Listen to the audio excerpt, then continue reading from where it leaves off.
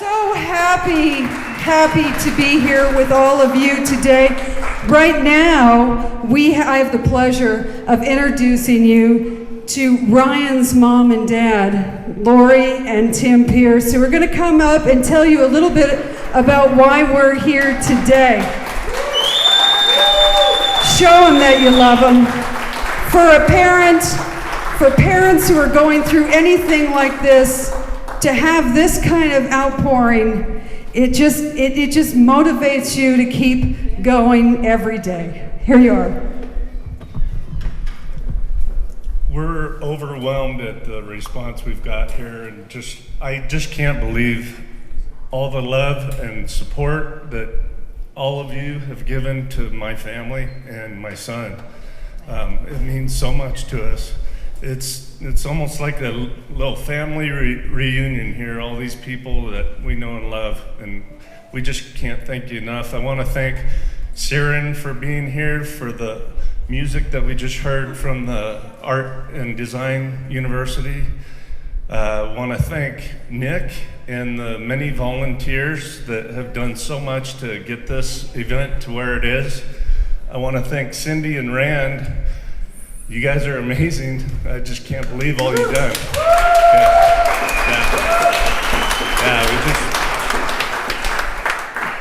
They do so much for our community. They've done so much for Ryan.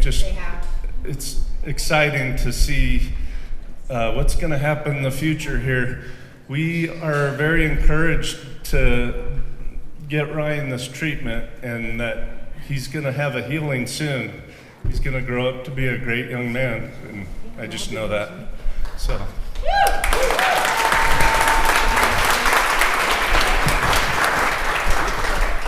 Well, my name's Laurie Pierce, and this is Tim, the other half.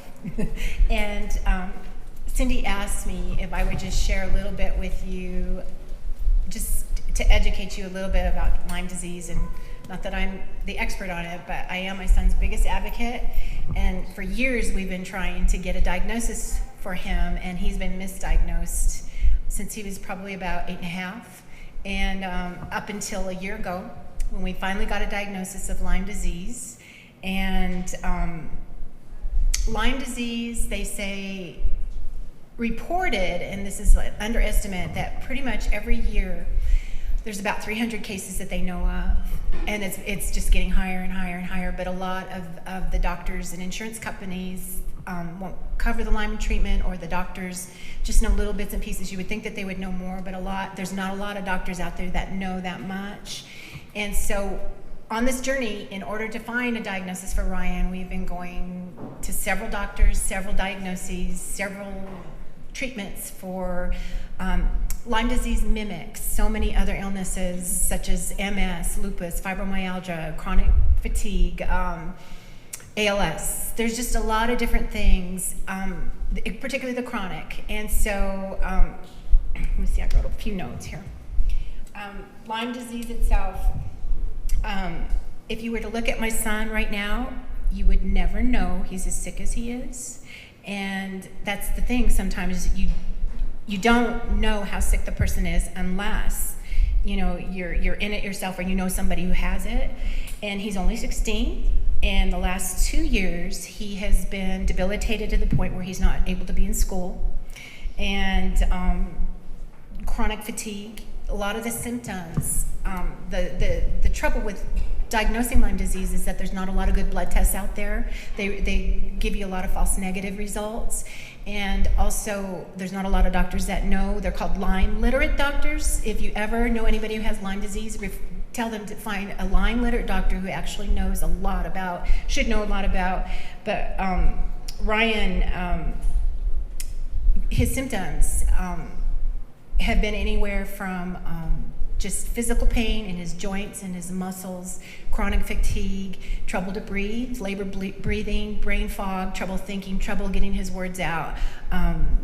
Just the things that we take for granted, everyday things, he struggles to do.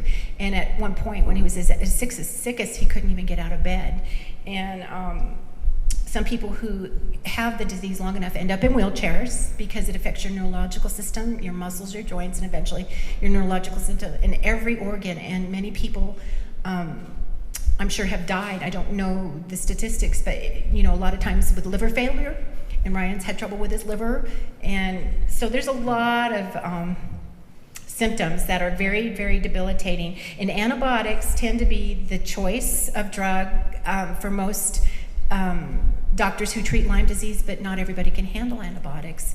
And Ryan has tried for the last year several different kind of antibiotics to no avail, with just being deathly ill. It's just messed up his GI tract and just made him sicker than sick. He's already sick to begin with. But so we decided, after going to non-Western alternatives, naturopathic, homeopathic, you name it, all the pathics, we decided we were going to take him off antibiotics and find another treatment, and it's called the BX protocol. If you ever are interested, you can go online. It is amazing. It has helped several people who have chronic Lyme to heal. So they may not get their lives back 100%, but they're able to get their life back and function. And it's just something that we believe in, and I've just researched, both of us, for hours. And so thank you for coming, because you're supporting Ryan in this treatment that we're going to get him. And but is there anything else you want me to share as far as education? I think if you know anybody who has a chronic illness that has been misdiagnosed for years, and they are just so fatigued, there's a good chance, because it's become such an epidemic that it's in every state now, Lyme disease. Some states it's more prevalent. And I remember when I first met a doctor who thought that Ryan might have it, I thought, isn't that just something you get back east? And I didn't know that much about it, but you can get it in every state now because it's everywhere. And I just think that as it gets more and more and more studied and hopefully validated, that more and more of the insurance companies and the doctors are going to get on board. At least that's what I'm hoping for. And a lot of the treatment that we've sought along the way, our insurance company has only paid a little bit because of that issue. And so anyways, it's out there, and it's definitely, I think, so much more prevalent. And there's also a video on YouTube called Under Your Skin, and it's about Lyme disease, and it's amazing. It's amazing. I haven't seen the whole thing, but people have told me again, I just couldn't watch it. I was kind of emotional when I first started, but I want to see it. And then but to personally just tell you, I'm sorry, I'm nervous. I don't want to cry. That Ryan, just to give you a little idea about him, he is a wonderful, wonderful kid. He is one of the most kindest, compassionate people that I know. And I'm not just saying that because he's my son. But at age 7, he started having pain, and we just thought they were growing pains. And then he started getting more and more and more, and we started taking him to doctors. Nobody really knew. Oh, get him inserts for his shoes. Oh, his bones when they grow together, So we just kept waiting and waiting for him to get better.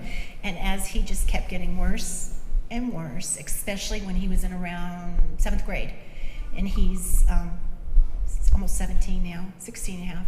Anyways, he just, nobody really knew. And then he being misdiagnosed with juvenile arthritis, he was on all kinds of drugs that made him sicker than sick. And being diagnosed with chronic fatigue, and sometimes saying, oh, it's all in your head, you need to go see your psychiatrist. And so many drugs with the psychiatrist, and so lots of medications along the way for these misdiagnoses, just like the typical chronic Lyme patient usually. And just becoming sicker, like I said, and not knowing what to do, and oodles and oodles of money and medicines and doctors. And anyways, we finally came across a doctor who suspected, and she tested him, and it came back false negative. And she says, I want to do another test that is just fairly new, designed for people who they focus just on Lyme disease. And anyways, it came back positive for the first time.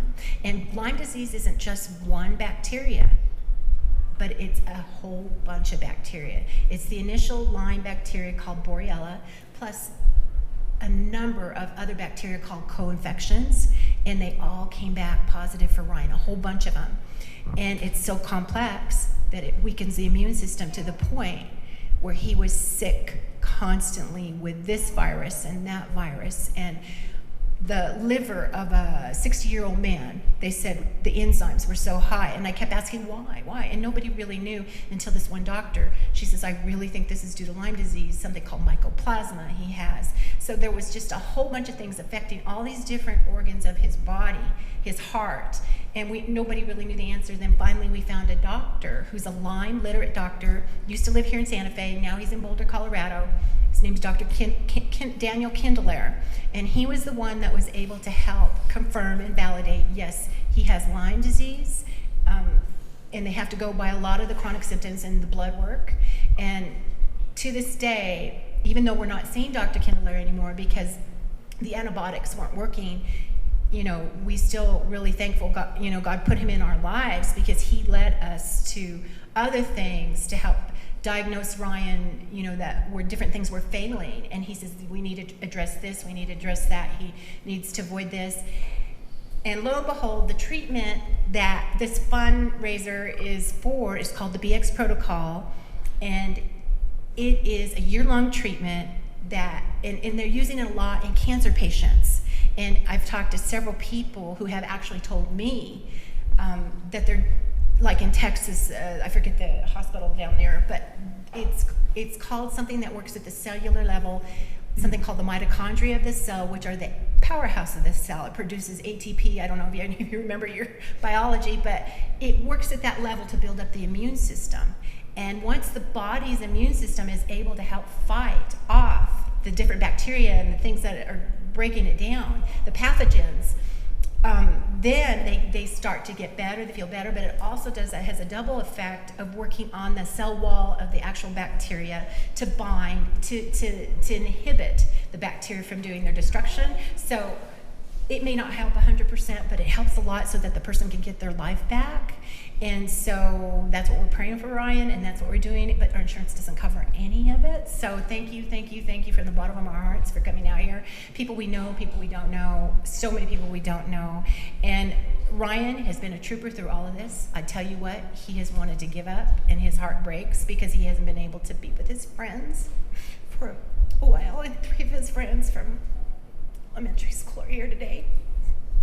They didn't forget you, Ryan.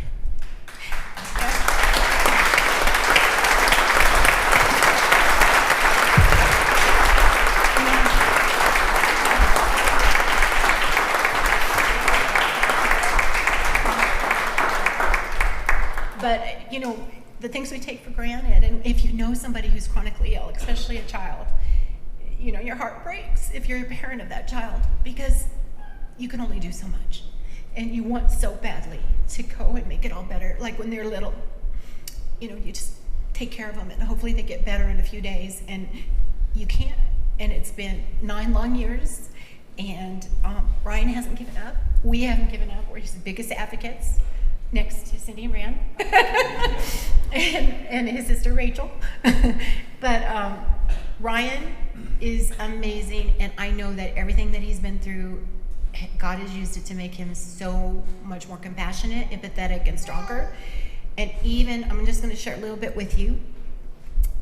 When he was very young, if you read on Candyman's website, Cindy just made up this beautiful story, Ryan's story. Not only has he gone through being physically ill and getting worse, but when he was very young, he was assaulted. And he, you know, very young, and he was bullied really bad too. And he was never able to tell us because he was so young. And I just thought that we wouldn't be able to get through as his counselor, wonderful counselor, Leslie Perlman's here, who has helped him. Just amazing support, and other counselors along the way. And Ryan, when he was probably 10 and a half, I think, he he was diagnosed with post-traumatic stress disorder. And I don't know if any of you know about that, but it can be debilitating by itself, not even with Lyme disease. And there were many nights where he couldn't sleep. And there were many nights where we didn't know what to do. It was just all this at once. And thank God we're still married. Because, you know, it really has tried. But Ryan has emerged from everything he's been through to make him the person he is today. And I told him, I know that God is going to use this so that you can help somebody else somewhere down the road. We can help somebody else. We can encourage. And when he went to treatment for 6 months for children who've been traumatized, he was there. That was one of the hardest things he ever had to do for his post-traumatic stress disorder, but one of the bravest things he ever did, and one of the best things he ever did. And when he got done and he came back home, Tim and him were driving by the Candyman one summer, and there was this big thing going on outside, and so they decided to stop. They came in and they actually started meeting people, and one of the people out there, Daniel Carlton, who can't be here today because he hurt himself, he teaches guitar lessons, or he did teach guitar lessons here at the Candyman, and Ryan started talking to him and said, I just learned how to play the guitar, you know, where he was at, for the children who've been traumatized. It's in Los Lunas, it's called Sandhill. And he says, in that, I want to learn more. And Daniel says, I'm a guitar teacher. And before you know it, they started talking. He gave him his card. One thing led to another. He started taking lessons here from Daniel for a couple years. He became so close to Cindy, to Rand. He started working here at the store, not earning money, but just learning stuff and helping. He started coming to the rock camps. He went to rock camp, which they hold every summer for kids. And the first time he was in a group, and then the second time he was actually a mentor of the younger kids. And so when Ryan got so sick to the point where he couldn't play his guitar anymore, and he couldn't go to school, he had to quit lessons, couldn't be here. And so Cindy and Rand said, you know what? We found this, we've been doing this, and we're looking into this new treatment for Lyme disease, but we were only able to raise a certain amount of money, and it just sort of seemed to flat out online. And so Cindy and Rand said, we're gonna put this together for Ryan. And that's why we're here. And he is amazing, my son, and I love him, and my husband. and so, in a nutshell, sort of, kind of, long nutshell, that's our story, and so thank you for coming. Thank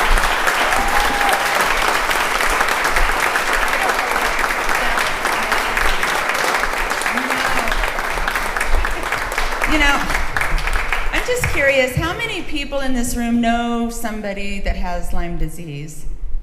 How many people know 2 people and 3 people? Okay, so see, Laurie was saying that 300,000 people a year are diagnosed with this, and I'd heard of Lyme disease, but until recently, I kind of did a crash course. I think she should have her PhD, by the way. She's the epitome of a parent advocate, for sure.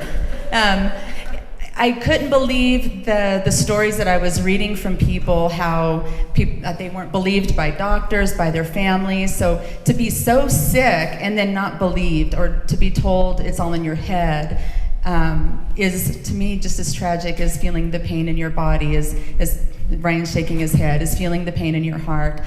And so one of the things also that Tim and Laurie and Ryan had said is, wow, we've been through this, we see hope now, we see the light at the end of the tunnel, and if we can now help other people get through this, we've done the hard work, we've done the 9 years, we can actually help people now. And you know, I've had a lot of phone calls, there's been a lot of tears shared on the phone. Nancy's here, she shared a story. Oh, here's your notes, love. She shared a story. She's actually lost somebody that she loved and cared for because of Lyme disease. Another friend of ours that couldn't be here tonight but donated to the event knew somebody that had no hope, and she said goodbye to everybody, if you know what I'm implying, because she had Lyme disease and there was nothing that they could do for her. I also have friends here that wanted to come because they're curious about the BX protocol. And again, she's done all the research. She knows everything there is to know about it. So for those of you who are here to get more information, I'm sure you can get with Tim and Laurie after the show. And then our dear friend Lou. Lou, where are you? There he is. Lou was at that was the Wanna Play experience that we have every year in May. Lou was actually at that Wanna Play experience. And Lou, I didn't know he was coming tonight, but your brother's entire family has Lyme disease, and that's why he came tonight. So I want to get you guys talking. So see, you guys, we were given this beautiful building. We have this wonderful job to sell guitars. Summer's our favorite time because we get to meet all of the rock camp kids. But I tell you, everybody that knows these people and that knows Ryan, to suffer like this and struggle and try to get your son healthy all that time, and they've remained so faithful, and they're so beautiful. If just meeting them to the first time, they're embracing you. And I don't know how y'all do that. It's God. But they are the most gracious, generous, wonderful people. And Ryan, my babe, he stole our hearts from day one at Rock Camp, for sure. And I don't know, make no mistake, everybody, Ryan took some vitamins and he's here and he wouldn't miss this for the world, but he's gonna have to pay for this for the next few days. He's gonna be out. But he's gonna have the memories of all of you being here and just the love I hope you're feeling. And our goal is to heal this young man because, like Tim said, we've known in our hearts for a long time now that he is destined for great things and he's ready to get back into life. So anyway, thank you guys, love you.